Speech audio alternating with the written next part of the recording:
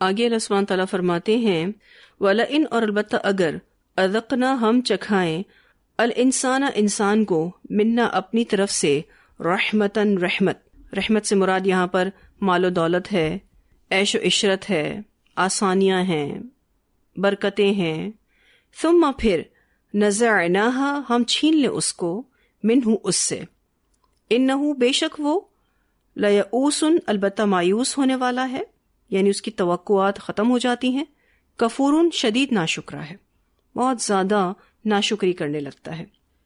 وَلَئِن اور البتہ اگر اذقناہ ہم چکھائیں اس کو نعماء نعمتیں آسائشیں بعد ضراء بعد تکلیف کے مست ہو پہنچی تھی اس کو لیقولن البتہ ضرور کہے گا ذہب السیئات دور ہو گئیں تکلیفیں عنی مجھ سے انہو بے شک وہ لفرح البتہ بہت اترانے والا ہے فخور بہت فخر کرنے والا ہے۔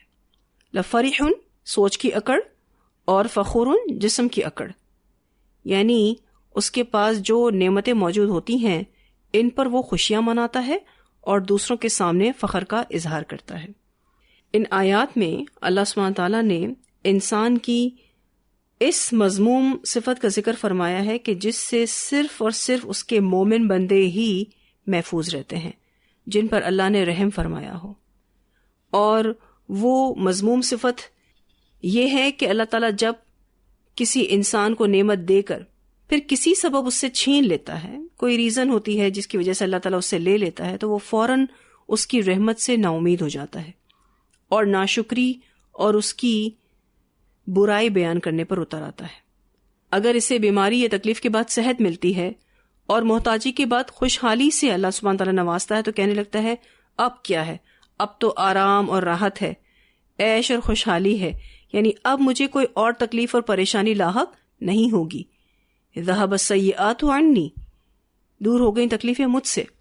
پھر وہ اس خوشحالی میں ایسا مگن ہو جاتا ہے کہ اپنے خالق کو ہی بھول جاتا ہے، اپنے مالک کو ہی بھول جاتا ہے، اللہ کا شکر ادا کرنے کا خیال اس کے دل دماغ میں نہیں گزرتا۔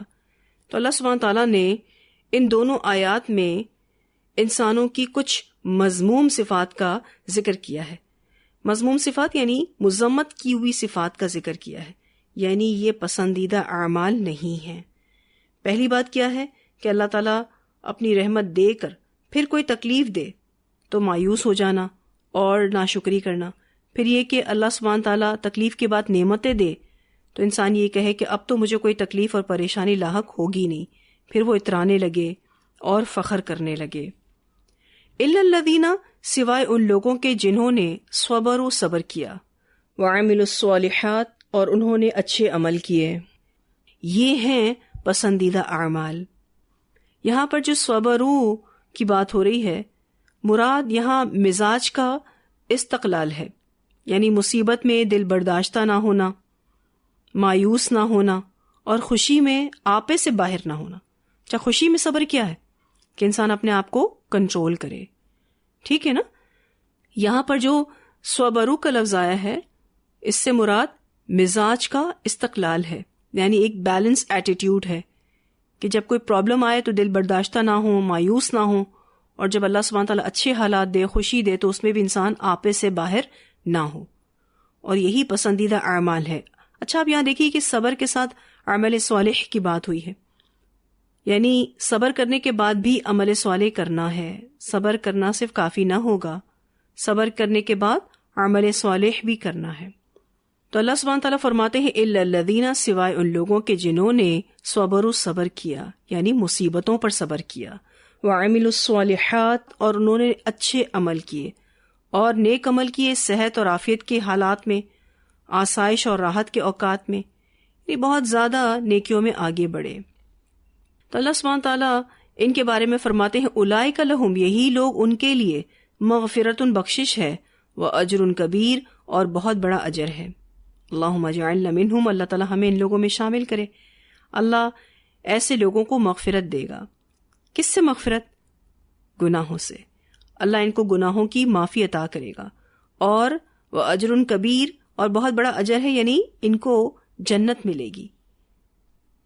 تو پچھلی تو آیات جو ہم نے پڑھی اس میں اللہ سبحانہ تعالیٰ نے انسانوں کی مذموم صفت کا بیان کیا اور یہ بتایا کہ ان صفات سے مومنین مستثنی ہیں، جو اپنی زندگی میں کسی بھی حال میں صبر کا دامن نہیں چھوڑتے اور اچھے اور نیک کام کرتے رہتے ہیں۔ مومن تکلیف کی حالت میں صابر ہوتے ہیں اور آرام کی حالت میں شاکر ہوتے ہیں۔ ہر حال میں عمل صالح کرنا ان کا شیوا ہوتا ہے، یعنی وہ ہر حال میں اچھے اور نیک اعمال کو کنٹینیو کرتے ہیں۔ وہ مصیبت کے وقت جزا فضا نہیں کرتے، یعنی بے صبرے نہیں ہوتے، اور نہ ہی اچھے حالات میں اتراتے ہیں اور اللہ کو بھولتے ہیں۔ وہ ہر حال میں اللہ تعالیٰ کو یاد رکھتے ہیں۔ تو اللہ تعالیٰ نے اپنے ان نیک بندوں سے مغفرت اور بڑے اجر کا وعدہ کیا ہے۔ یہاں جو صبر کی بات ہوئی، اس بارے میں ایک روایت آتی ہے، نبی اکرم صلی اللہ علیہ وسلم نے فرمایا، نماز نور ہے، صدقہ دلیل ہے۔ کس چیز کی دلیل ہے؟ ایمان کی دلیل ہے۔ صبر روشنی ہے، اور قرآن دلیل ہے تیرے حق میں یا تیرے خلاف، یعنی کل قیامت کے دن قرآن یا تو ہمارے حق میں گواہی دے گا یا پھر خلاف۔ اسے مسلم نے روایت کیا ہے۔ اسی طرح ایک اور روایت آتی ہے، رسول اللہ صلی اللہ علیہ وسلم نے فرمایا، مومن کی مثال پودے کی پہلی نکلی ہوئی ہری شاخ جیسی ہے کہ جب بھی ہوا چلتی ہے اسے جھکا دیتی ہے، پھر وہ سیدھا ہو کر مصیبت برداشت کرنے میں کامیاب ہو جاتا ہے۔ آپ نے دیکھا ہوگا کہ جو پہلی کونپل پھوٹتی ہے، سبز رنگ کی جو شاخ ہوتی ہے، جب ہوا چلتی ہے تو اسے جھکا دیتی ہے، یعنی وہ اتنی نرم و نازک ہوتی ہے کہ وہ جھک جاتی ہے، پھر دوبارہ سے سیدھی ہو جاتی ہے۔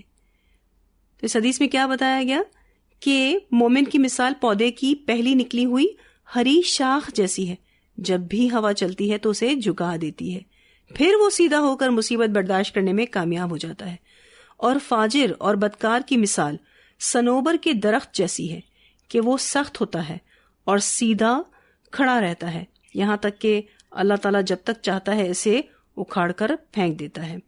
اسے بخاری نے روایت کیا ہے۔ یعنی صبر کرنے سے آپ کو اللہ سبحانہ تعالیٰ ہمت دے دیتے ہیں کہ آپ اس تکلیف کو جھیل لیں، اور پھر اس کے بعد جیسے ہی وہ تکلیف اس صبر کے ساتھ گزر جاتی ہے تو دوبارہ سے مومن بندہ کھڑا ہو جاتا ہے، مصیبت کو برداشت کرنے میں کامیاب ہو جاتا ہے۔ ایک اور روایت آتی ہے، رسول اللہ صلی اللہ علیہ وسلم نے فرمایا، کسی مسلمان کو کوئی تکلیف نہیں پہنچتی مگر اللہ تعالیٰ اس کے ذریعے سے اس کے گناہوں کو جھاڑ دیتا ہے، جس طرح خزاں میں درخت کے پتے جھڑ جاتے ہیں۔ اسے بخاری نے روایت کیا ہے۔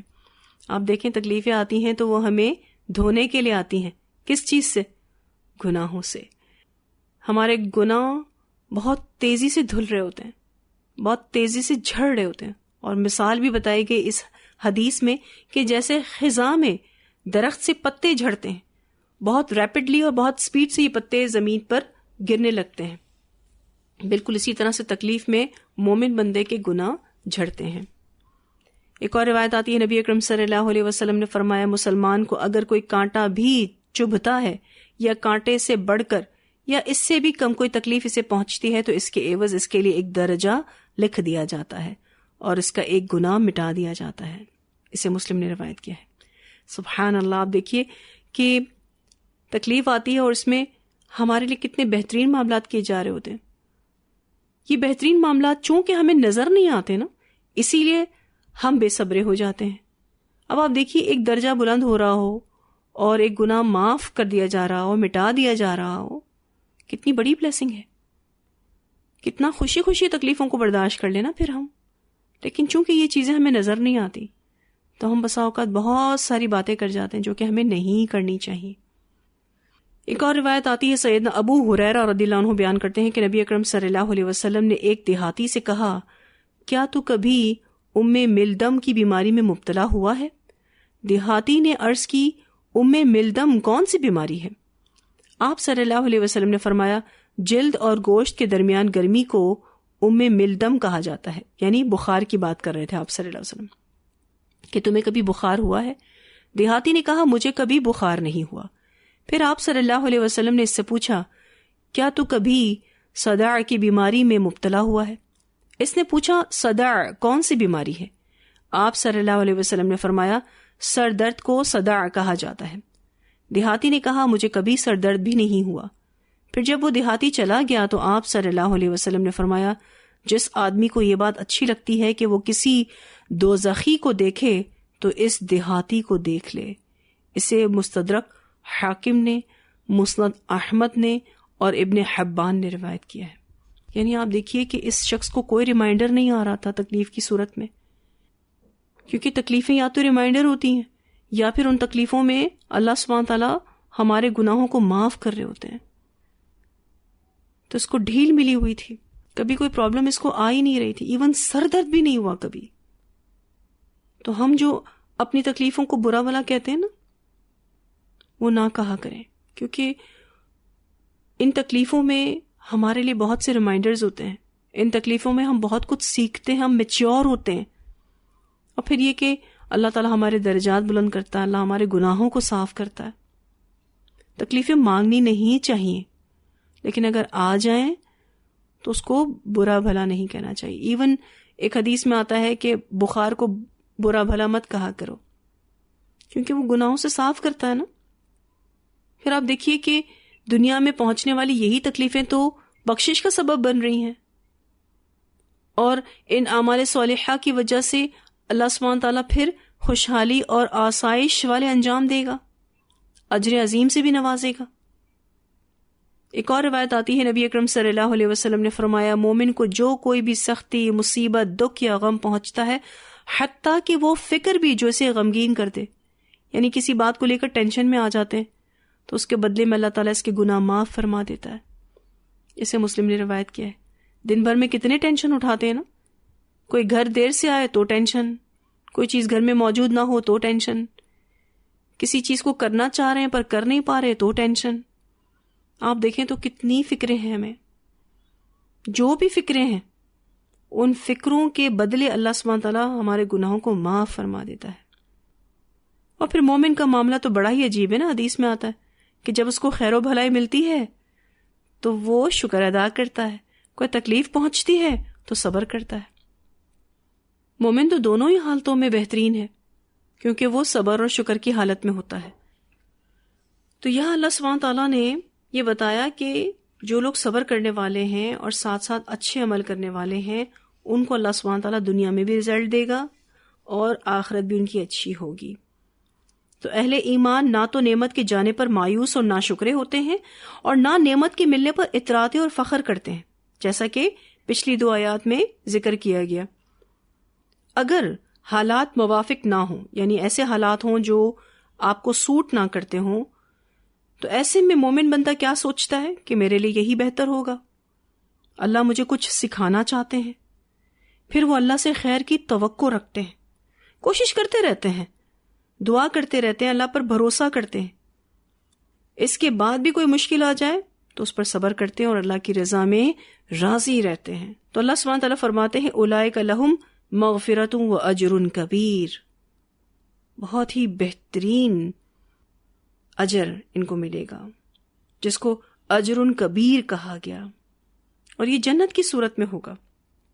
ویسے بھی آپ دیکھیے کہ جنت میں جانے کے لیے پہلے گناہوں کی معافی ضروری ہے اور پھر اللہ کی رحمت ضروری ہے۔ جب یہ دونوں کام ہو جائیں گے نا تو یہ ہے کمپلیٹ سکسیس، گناہوں سے نجات مل جانا اور جنت میں داخلہ مل جانا، اسی لیے اس کو اجر کبیر کہا گیا۔ اتنی آیات کی تلاوت سنتے ہیں، پھر انشاءاللہ آگے پڑھتے ہیں۔ وَلَئِنْ أَذَقْنَا الْإِنسَانَ مِنَّا رَحْمَةً ثُمَّ نَزَعْنَاهَا مِنْهُ إِنَّهُ لَيَئُوسٌ كَفُورٌ وَلَئِنْ أَذَقْنَاهُ نَعْمَاءَ بَعْدَ ضَرَّاءَ مَسَّتْهُ لَيَقُولَنَّ ذَهَبَ السَّيِّئَاتُ عَنِّي إِنَّهُ لَفَرِحٌ فَخُورٌ